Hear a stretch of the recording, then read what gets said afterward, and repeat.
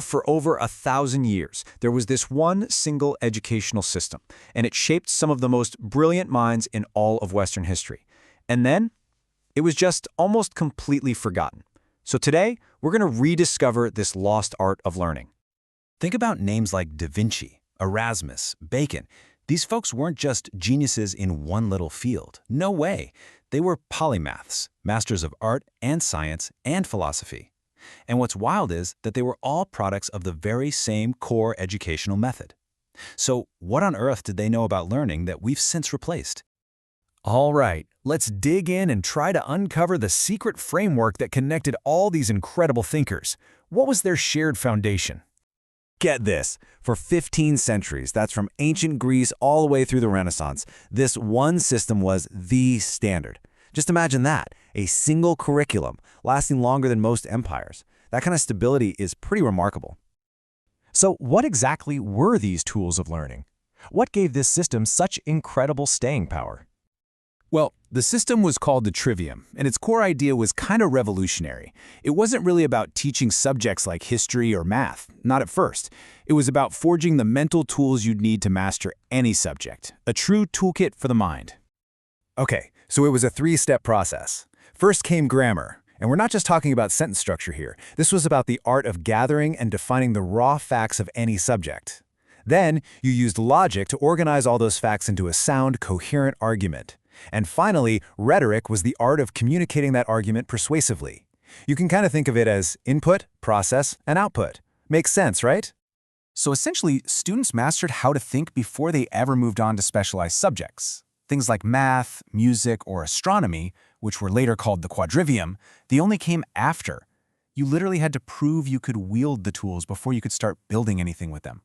And the result of this whole approach? Well, you got thinkers with this incredible intellectual flexibility.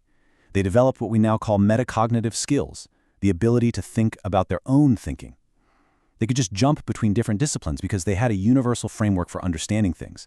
And that's exactly why the Renaissance was filled with artists who were also inventors and philosophers who were also scientists.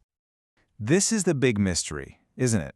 I mean, if this system was so incredibly effective, if it produced some of history's greatest thinkers for so long, why in the world would we ever get rid of it?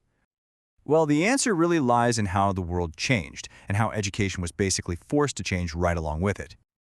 You see, for centuries, the trivium was king. But then, the Industrial Revolution hit in the 19th century, and it created a totally new demand. Suddenly, society needed a huge workforce of specialists. We're talking engineers, chemists, factory managers, not a small class of generalist thinkers. The entire focus of education had to shift. And this shift, wow, it created a huge contrast in educational philosophy. The goal wasn't about intellectual flexibility anymore. Nope. It was about training you for a specific profession. The method wasn't about building those powerful cognitive tools. It was about delivering content for a test. And the outcome?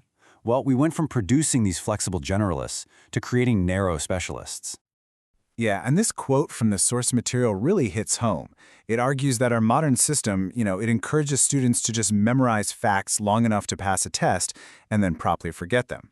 The result is a potential loss of that very intellectual agility that powered the entire Renaissance. So, where does all this leave us today? Is there actually still a place for these old ideas in our super fast-paced modern world? Well, the people who support this idea argue that in an age of AI and constant change, the core skills of the trivium, critical thinking, logical reasoning, clear communication, they're more valuable than ever. The idea is that bringing it back could create a whole new generation of polymaths who are capable of solving today's complex, interconnected problems. But, of course, there's a strong counterargument. The amount of knowledge in any given field today is just immense. So maybe we just don't have time for that generalist foundation anymore. To make any real progress in science or technology, perhaps we need to start specializing earlier than ever before. And that really leaves us with this final, fundamental question. What is the ultimate purpose of education? Is it a vocational system designed to prepare you for one specific career, or is its main goal to build a flexible, critical, and well-equipped mind that's ready to learn absolutely anything? The answer to that question might just determine the future of learning itself.